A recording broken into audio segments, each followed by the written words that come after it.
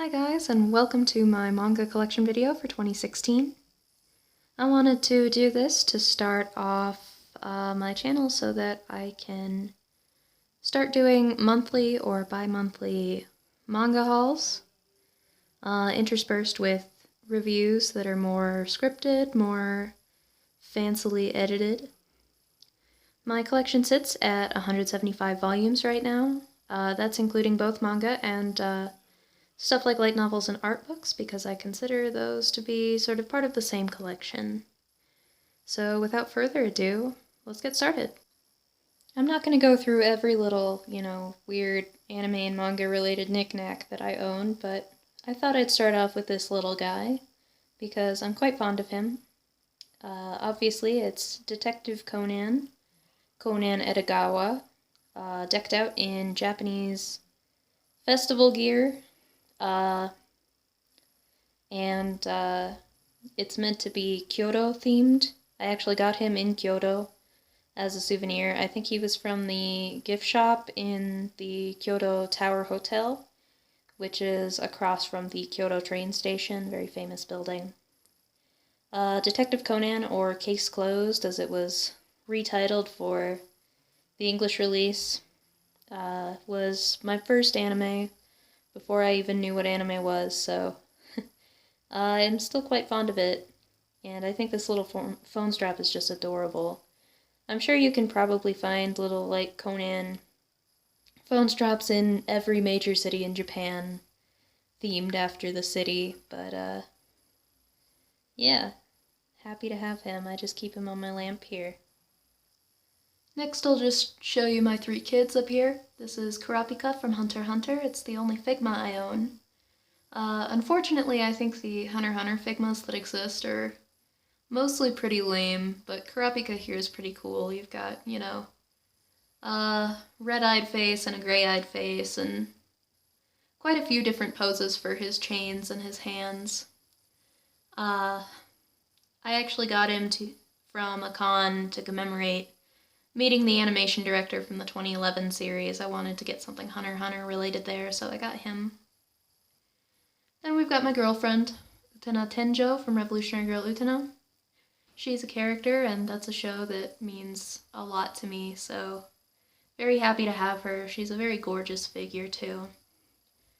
And then we have Takashi Natsume from Natsume's Book of Friends, and Nyanko-sensei there on his shoulder. Beautiful figure. I actually got him on Maiden Road, or Otome Dori, in Ikebukuro. Yeah. Now into my manga collection itself. Here on my top shelf we have some real books, which I'm not going to talk about. First we have In Clothes Called Fat and Sakuran, both by Moyoko Ano. They're josei titles. Both are done in one volume.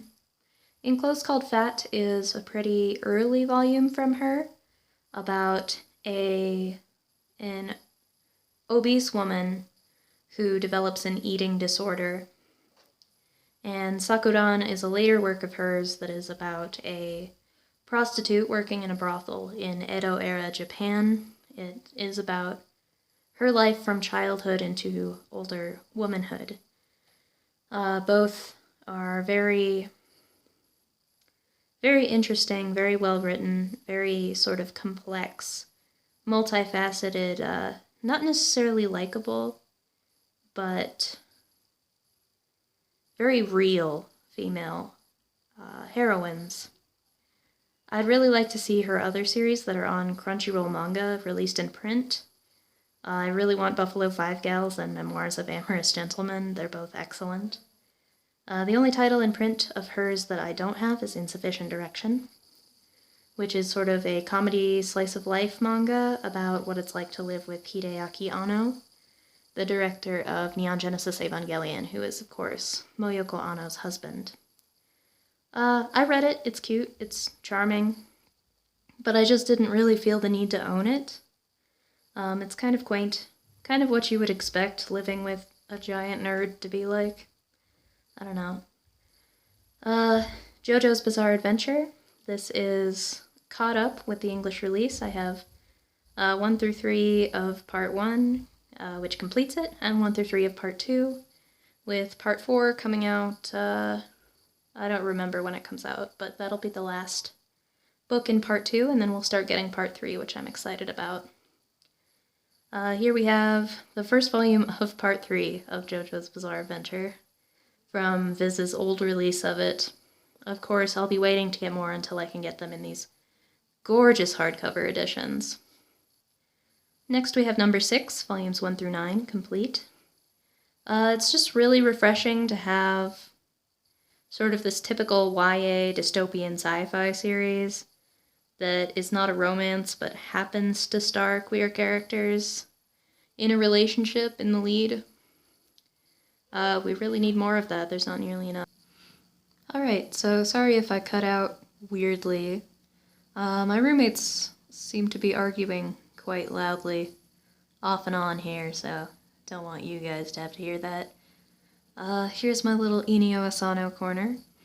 I do, by the way, have my books arranged by author last name, which seems to be pretty uncommon among manga collectors, but it made the most sense to me, especially because I have a tendency to collect certain authors, and I want all their works to be in the same place.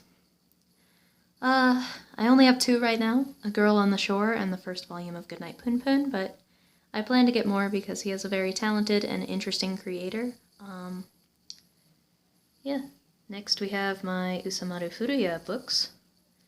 Another author I'm quite fond of. He's a pretty big name within underground and alternative manga. I have Genkaku Picasso, Volume 2. I just need Volumes 1 and 3 to complete the series. Probably his only even remotely family-friendly work. But the art is incredible. That's true across all of his works. He can draw anything. Lychee Light Club is super fucked up, but it's a really good sort of Lord of the Flies type of story. What's interesting about this one is that it was based off of a play from the Tokyo Grand Guignol Orchestra, which you can tell from, the way that it really only takes place inside one room, and, the theatricality of it in general. But the manga adaptation was actually so popular that the Guignol Orchestra actually remade the play to be more based off of the manga. Then we have volumes 1 through 3 of No Longer Human, complete. This is an adaptation of the novel by Osamu Dazai. I was actually quite surprised to see how expensive this one goes for right now, because I actually got these for about 99 cents per volume in one of the Right Stuff holiday sales a couple years back. They must have been trying to get rid of their last little piece of stock.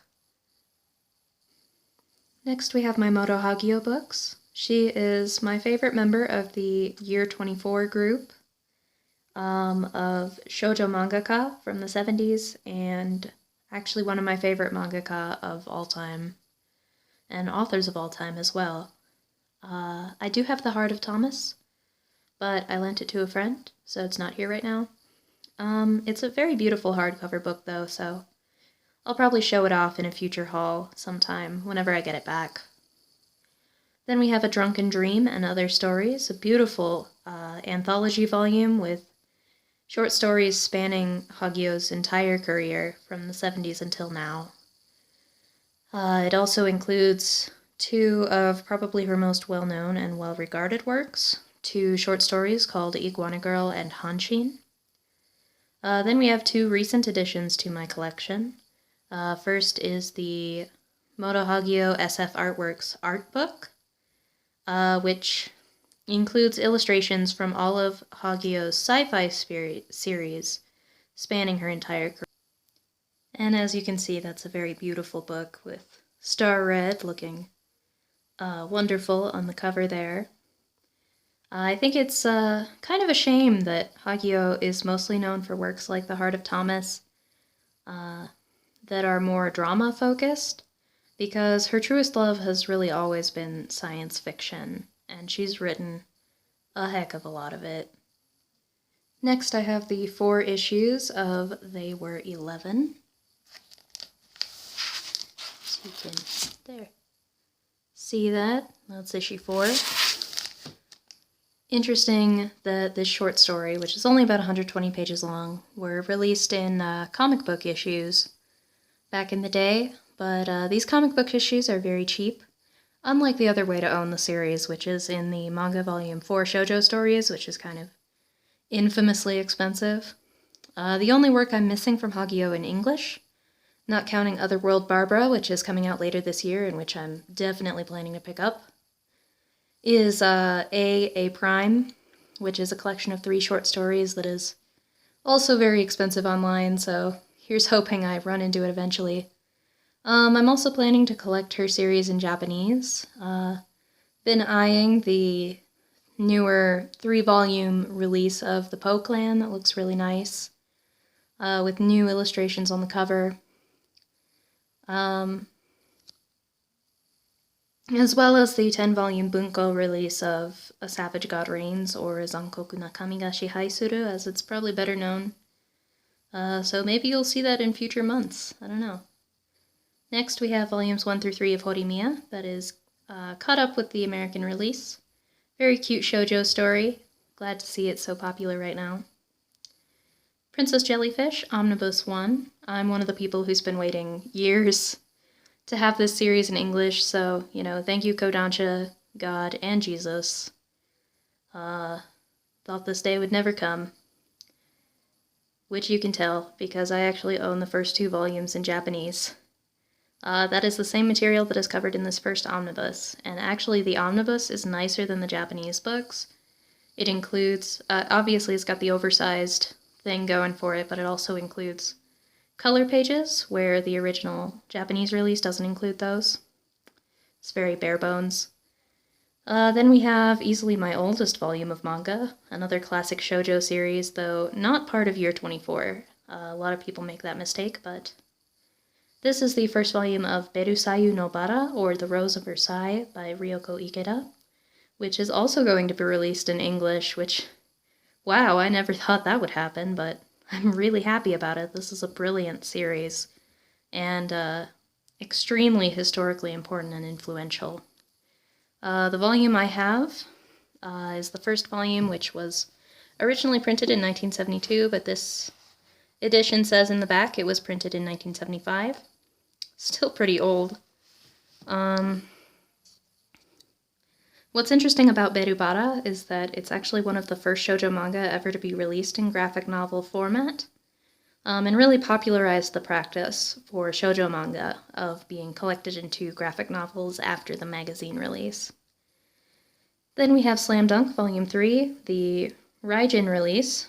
Raijin's been out of business for years, so I just thought it was interesting that I found this, and it was really cheap, so I thought, why not? But the paper quality is insane. Like, look how white that is. Look at that. It's so nice. Heavy. So, Slam Dunk isn't a priority series for me, so I don't mind waiting for it, and I think I'm going to just pick up these Raijin books as I find them, if I ever find one again, just because the paper quality is so good. Like, get on this, Biz, come on. Tokyo Ghoul Volumes 1 through 6, that is caught up with the American release. Love this series. It's very popular right now, though, so I don't feel like I need to say anything about it. Maria the Virgin Witch, Volumes 1 through 3, complete. All I'm missing is the exhibitions volume with some side stories about the characters. Very funny, very well-researched. It takes place during the 100 Years' War in France. Very likable heroine as well. Don't let the questionable title fool you. High School Debut, Volumes 1 through 15. Complete. I have it in the 3-in-1s, which unfortunately have absolutely abysmal paper quality. But this is actually the only way to own volumes 14 and 15. They were never released in single volumes. And at the very least, I do prefer these covers. I love the different colors on the spines. It looks very nice and colorful on my shelf. Next we have the first omnibus volume of Frank and Fran. Very fucked up, sort of horrifying, gross body horror series. With again a very likable and unique heroine.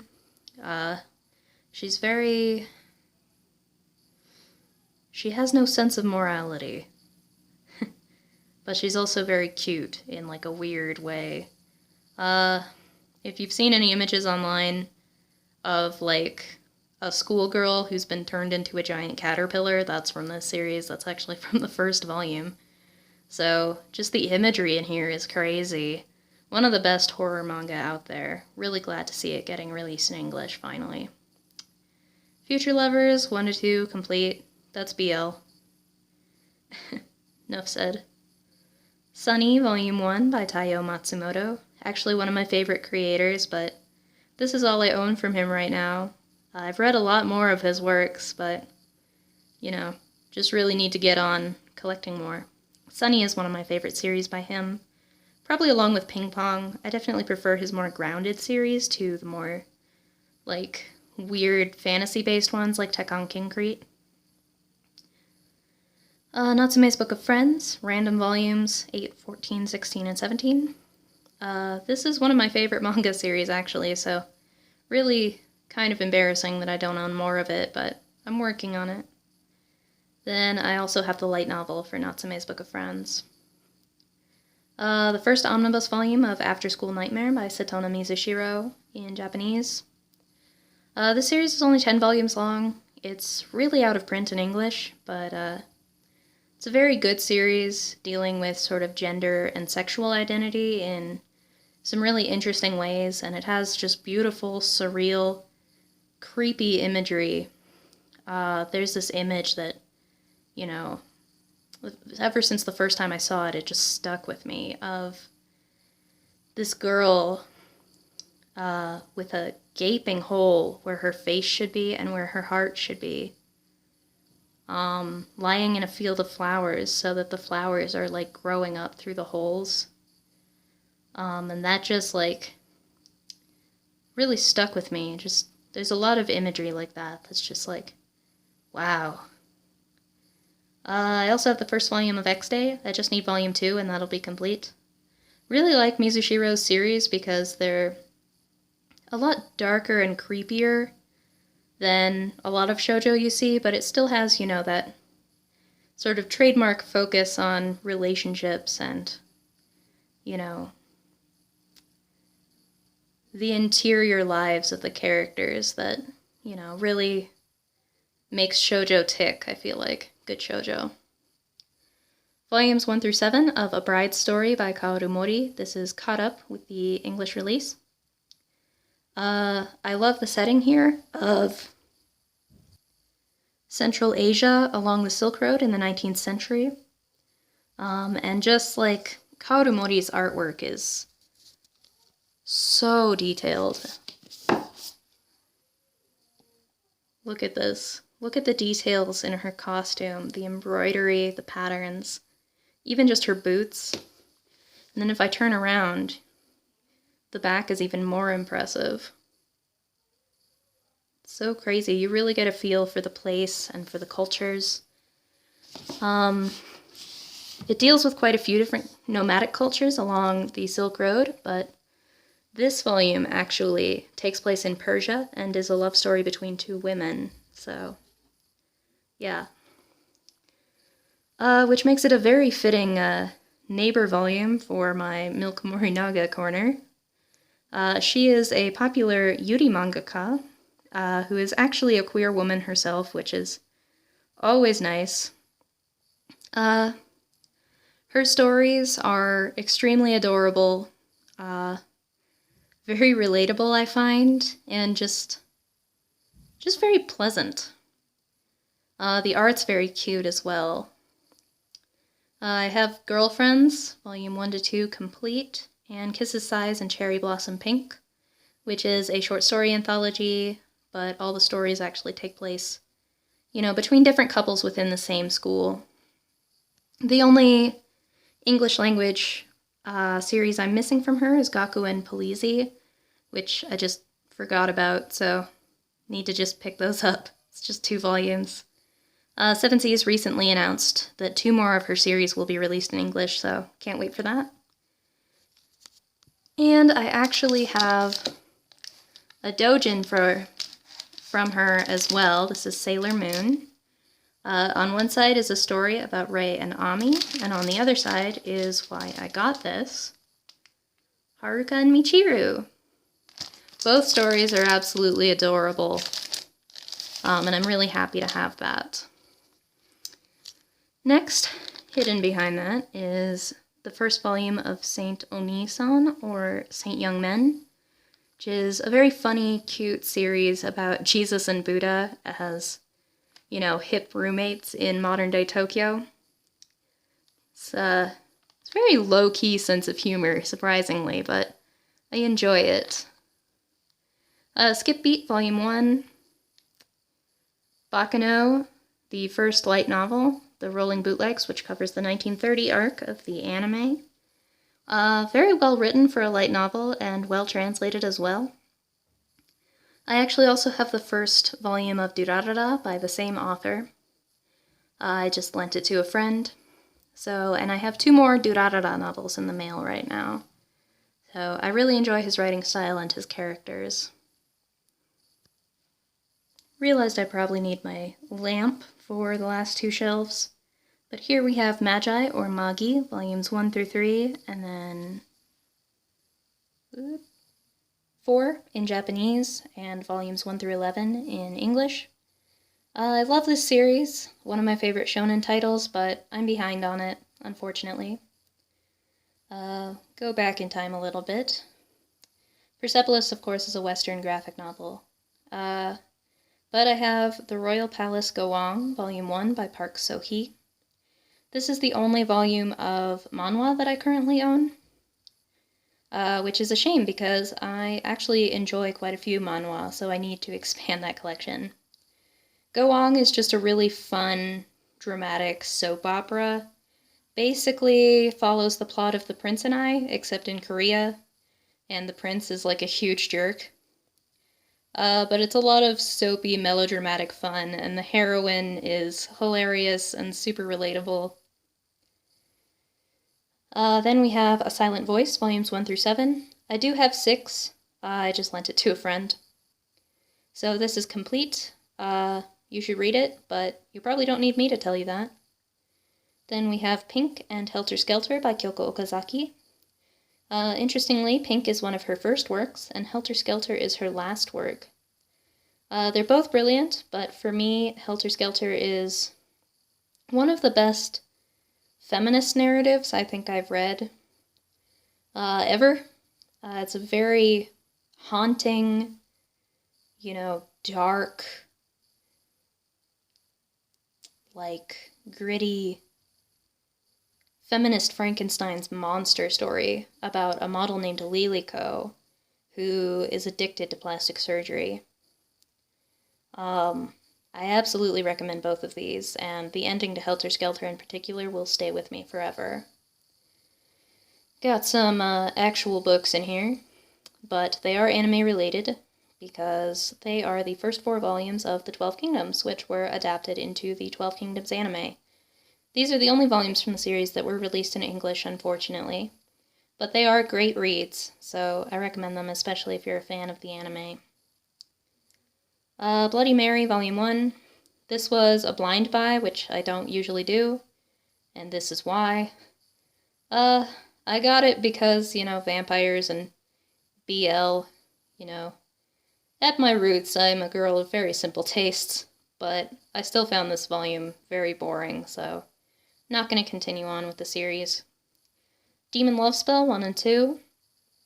Probably the only Mayu Shinjo series I'll ever enjoy on any level. It's cute, it's funny, it's sexy, it's short, so yeah, it kind of has vampires in it. It's about a incubus, so. Next, we're gonna reach in here into the depths. This is from the most recent Gintama film, which I went to see when I was in Shibuya. It's just a freebie they handed out. It's just like a journal with like character designs and manga storyboards. But it's kind of nice. The thing that's really funny about this, though, is that I also got this, like, little film strip, and everybody got one. And there's 3 different variations, and if you put them on top of each other, all 3 of them, it forms a coherent image. So there's one with Kagura that I have, one with Gintoki, and one with Shinpachi. And my friend who was there got the Shinpachi one, and my sensei, who was also there, she got, Gintoki, so we were able to put them together. And, it forms an image of, basically Shinpachi, like, bare-assed on all fours, like, neighing like a horse, with Gintoki riding him, cowboy style, and Kagura whipping them, which, I don't know, if that doesn't say Gintama, I don't know what does. So that's kind of fun.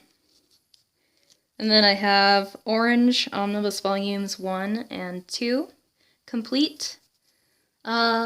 Beautiful series. Actually, interesting thing is that it started running in a shoujo magazine, and then finished in a seinen magazine, so that really shows how arbitrary our labels that we use are. But the handling of the mental illness one of the main characters has is very sensitive and true to life, and I just love the series' take on, you know, what it means to be a real friend and just be there for somebody. It's a very moving message. Next we have, I'm going to do the Japanese volumes, actually.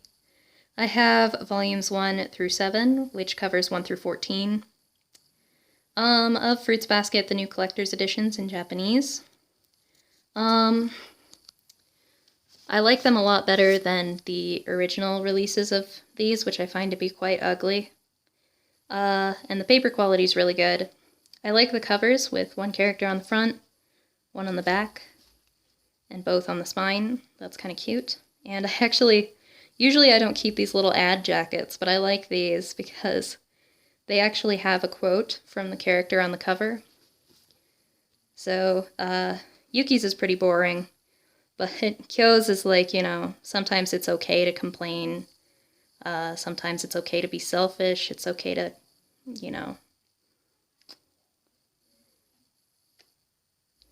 be distressed, which I think is a nice little quote from him that really gets at the spirit of the series. This is my favorite manga of all time. It means a lot to me. You can probably tell because I own it more than once. Here's volumes 1 through 10 in omnibus editions in English.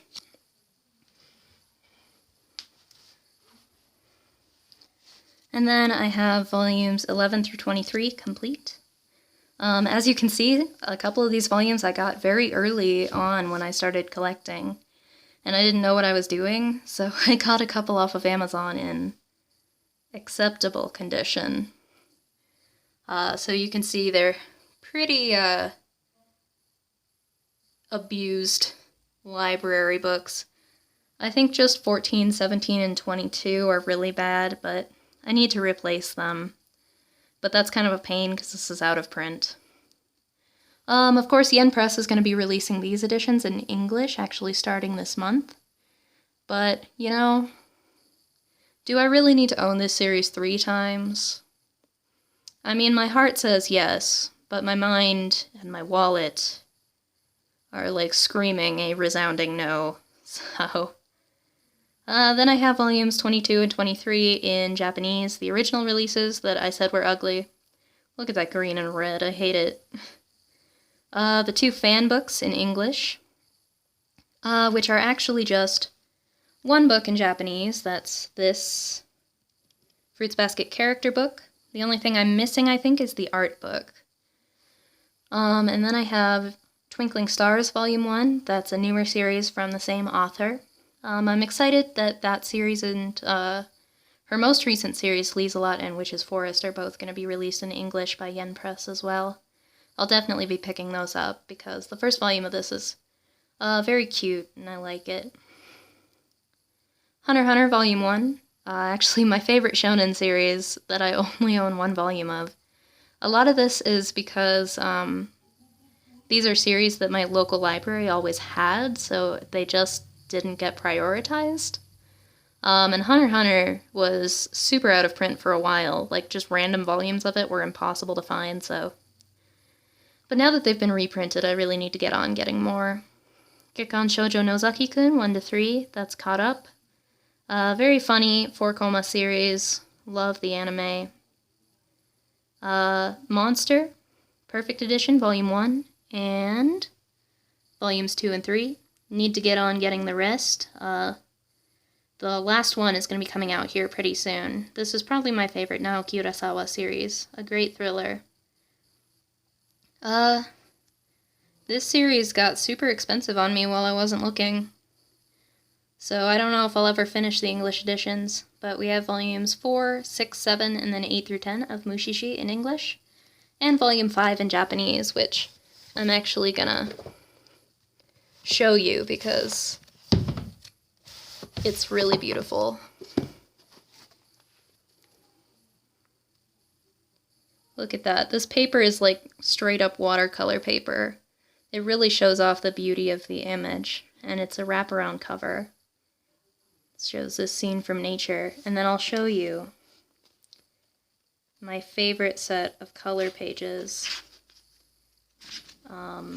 which this has several, but I really love this one as an example. This is showing a blind girl who is able to see for the first time because of Mushi.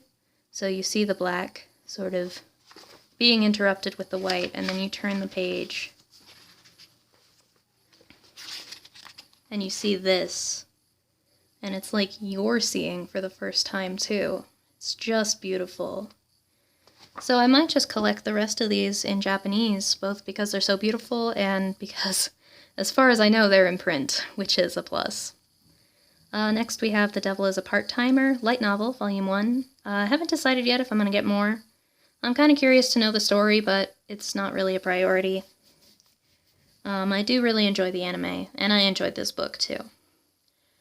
Volumes 1, 2, and 4 of series Celestial Legend by Yu Watase. Kind of a guilty pleasure for me. I was really into this series when I was like 14. Now I mostly just like it, both for the nostalgia reason, but also because it's just fucking bonkers. It's got everything. It's got, like, psychics and aliens and the Human Genome Project and really uncomfortable gender politics and, like, a guy driving a motorcycle through the window of the top floor of a hospital and landing on a helicopter. So, it's only 14 volumes long, so I'd like to finish it because it's just so batshit. It's got everything you could possibly want or not want in a series.